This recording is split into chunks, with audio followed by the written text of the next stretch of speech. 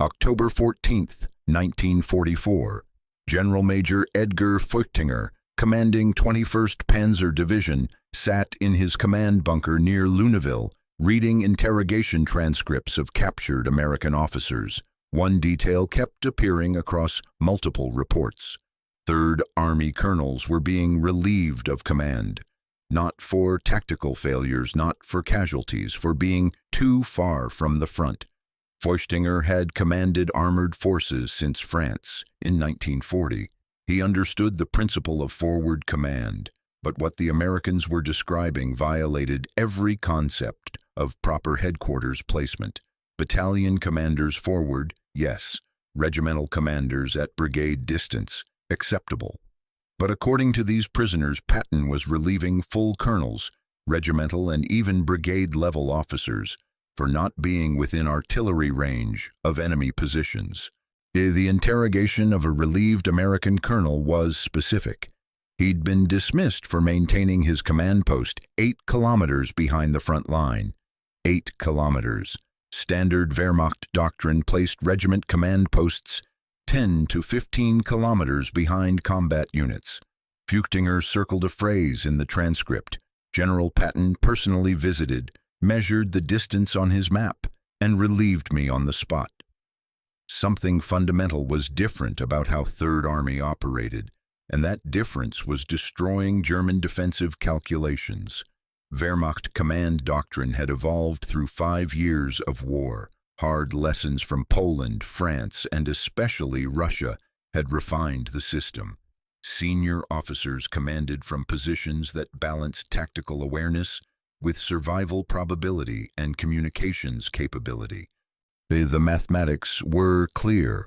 A regimental commander needed radio contact with battalion headquarters, line communications to division, map tables for planning, security detachments for protection, and distance from direct fire weapons.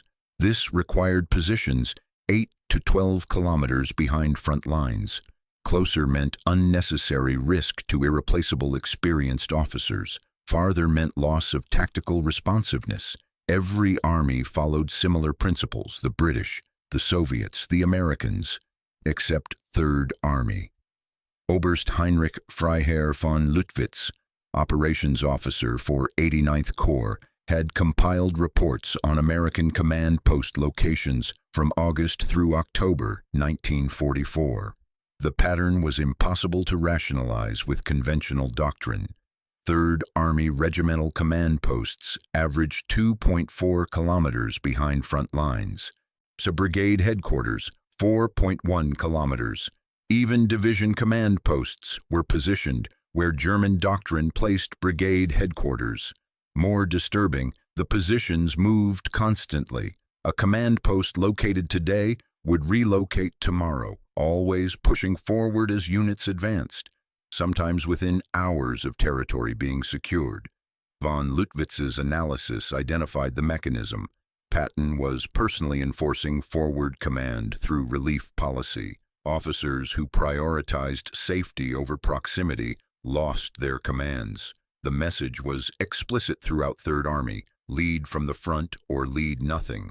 But von Luttwitz couldn't calculate the tactical consequences. German doctrine assumed American commanders would behave like German commanders. That assumption was producing catastrophic miscalculations. The problem emerged as pattern. German counterattacks were arriving too late. Doctrine was precise about counterattack timing. When Americans penetrated German lines, Wehrmacht response followed calculated sequences. Forward units reported penetrations to regiment. Regiment assessed and reported to division. Division ordered reserves forward. Counterattacks launched 3 to 6 hours after initial penetration, hitting American units before they consolidated. This timing assumed American command decisions followed similar patterns. Breakthrough units reported to regiment. Regiment assessed situation and requested support. Division allocated reserves. The sequence created predictable delays that German counterattacks exploited. Third Army didn't follow the sequence. On September 12, 1944, elements of U.S. 81st Infantry Division penetrated German positions near WWII.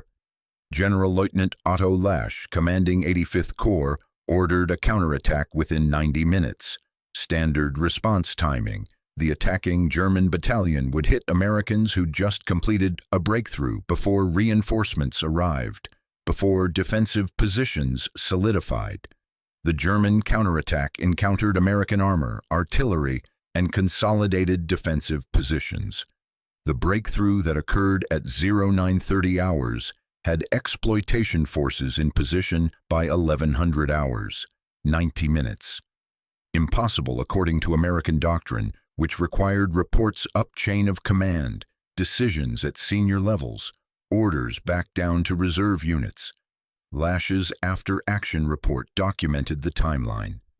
His intelligence officer explained what had happened. The American regimental commander was 2 kilometers behind the breakthrough. He'd personally observed the penetration, immediately committed reserves, and directed exploitation without waiting for formal reports to division. Decision made at colonel level. Execution immediate. No delay for higher headquarters assessment. Lasch wrote, "Enemy command structure demonstrates dangerously compressed decision cycles. Counterattack windows reduced from hours to minutes. Conventional response timing inadequate." The Germans were fighting an army where colonels made decisions German generals made, and those colonels were close enough to see the battlefield directly. The full scope of Patton's policy emerged through captured documents and post-war testimonies. What German intelligence initially dismissed as individual incidents was systematic revolution in command philosophy. Colonel Robert Allen, 3rd Army Staff Officer, documented Patton's exact criteria in post-war interviews.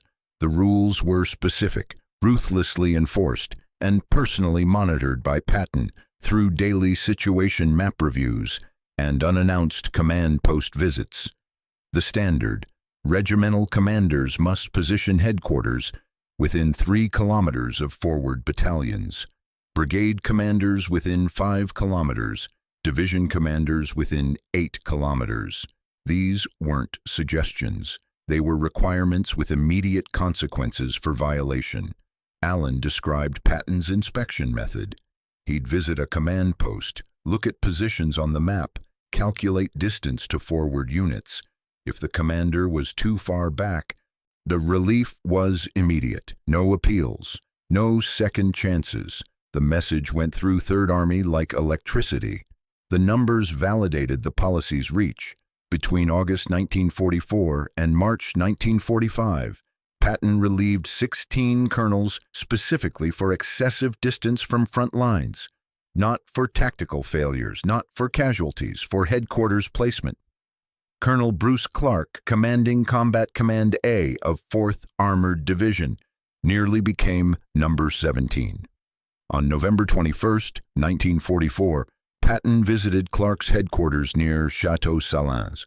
Distance to forward tank battalions, 6 kilometers. Acceptable for German doctrine, unacceptable for Patton. Clark's account of the conversation became legendary in 3rd Army. Patton asked where my lead tanks were. I showed him on the map. He pulled out a ruler, measured, and said, 6 kilometers. You're commanding by radio. Move forward or I'll find someone who will. Clark relocated his command post within 2 hours. Distance to forward units 2.8 kilometers. Within German artillery range. Within range of infiltrating infantry, but also within visual range of the battlefield. The next morning, Clark's lead battalion encountered unexpected German armor, elements of 11th Panzer Division repositioning. The engagement developed rapidly. Clark, from his forward position, could hear the firing. He committed his reserve company within 8 minutes of combat initiation, directing them to specific terrain he'd personally observed the previous day during his position survey. The German tanks withdrew after losing 4 Panthers. Clark's rapid commitment of reserves prevented what could have been a successful German ambush. The decision wouldn't have been possible from 6 kilometers distance depending on radio reports and map references, but what they found would change everything about how German intelligence assessed American command effectiveness. Oberst Georg Ritter von Hengel, intelligence officer for German 5th Panzer Army, compiled the captured document that explained Patton's reasoning. It was a Third Army directive dated September 3, 1944, distributed to all units down to regiment level. The directive was titled Command from the Front and contained Patton's explicit philosophy. A commander who remains in a rear command post does not see the battlefield. He sees reports. Reports are filtered through staff officers, delayed by communications, and sanitized of uncertainty. By the time a rear commander makes a decision, the tactical situation has changed. Forward commanders see the enemy. They see terrain. They see opportunities the moment they emerge. Speed of decision matters more than safety of commander. The directive specified the relief policy. Any regimental or higher commander whose headquarters is positioned beyond reasonable forward command distance will be immediately relieved. This army requires leaders who lead, not managers who coordinate from safety. Von Hengel's analysis accompanying the captured directive noted, American command philosophy prioritizes decision speed over commander preservation. This represents fundamental departure from all conventional military doctrine.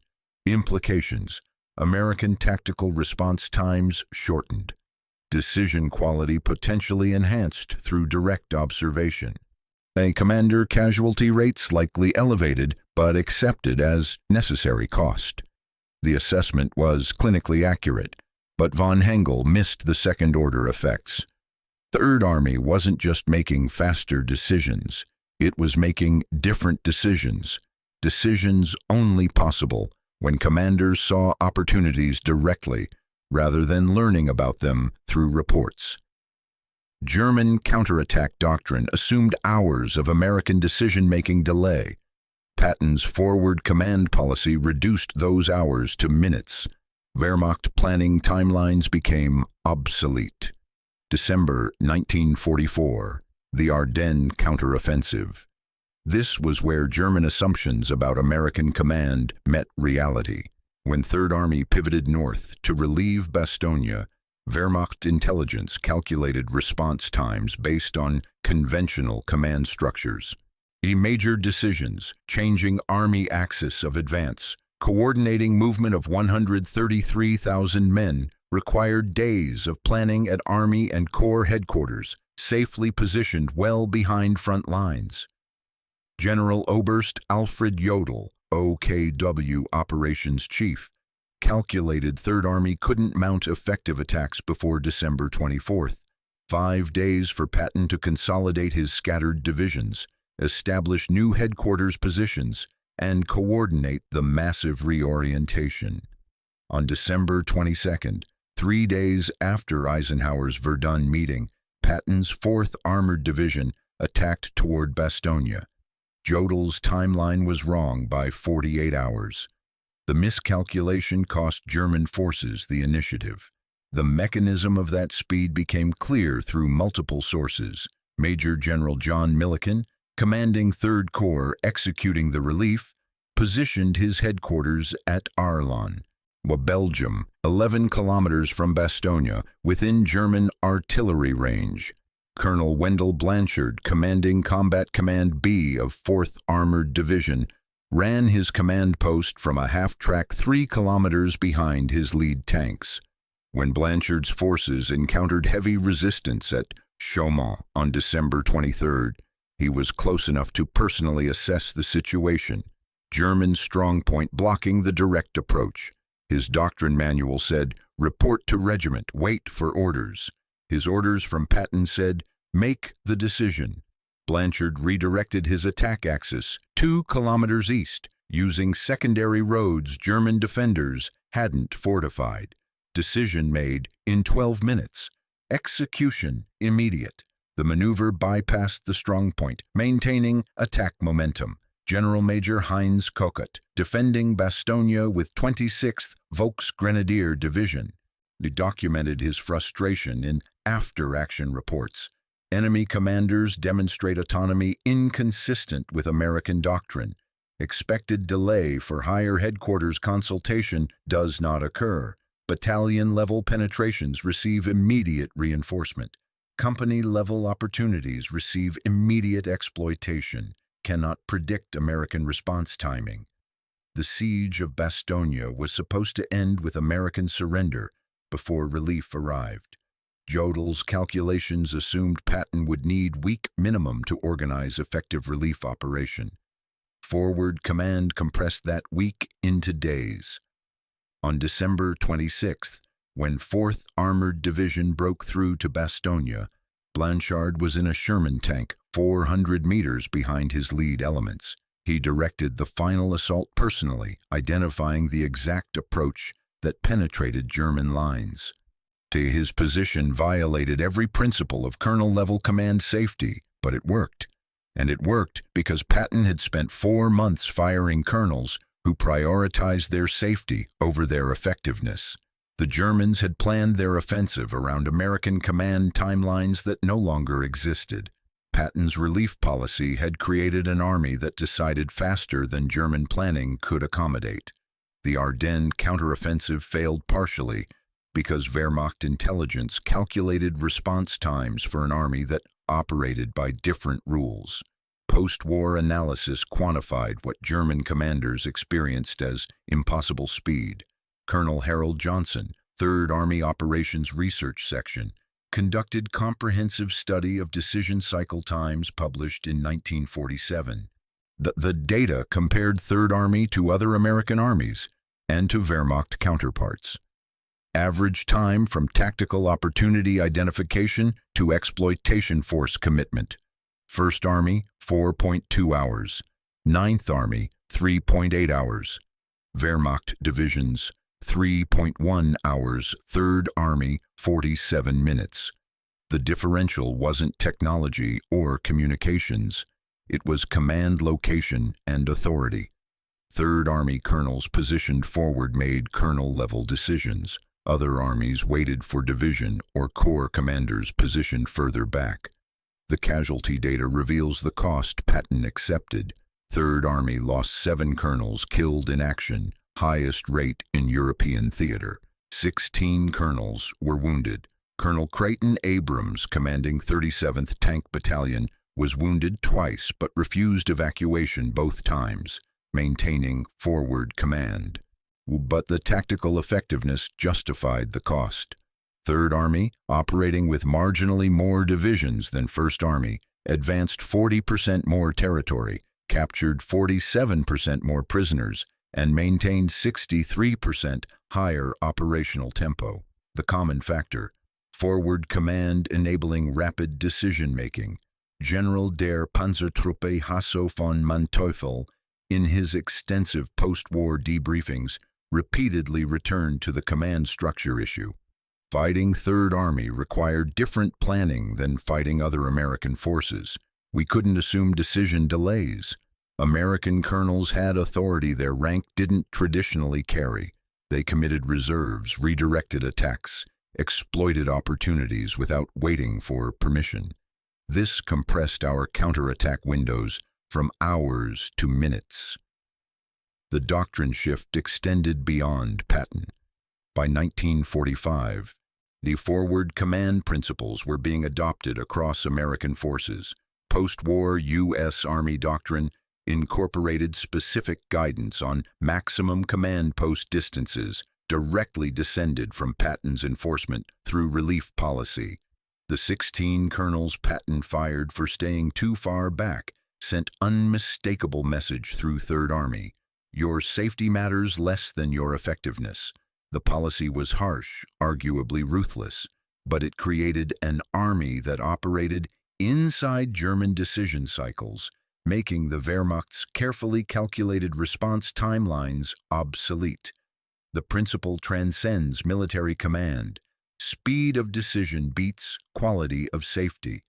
Patton understood something that Wehrmacht doctrine overlooked. In fluid combat, the commander who decides first wins, even if their decision is imperfect.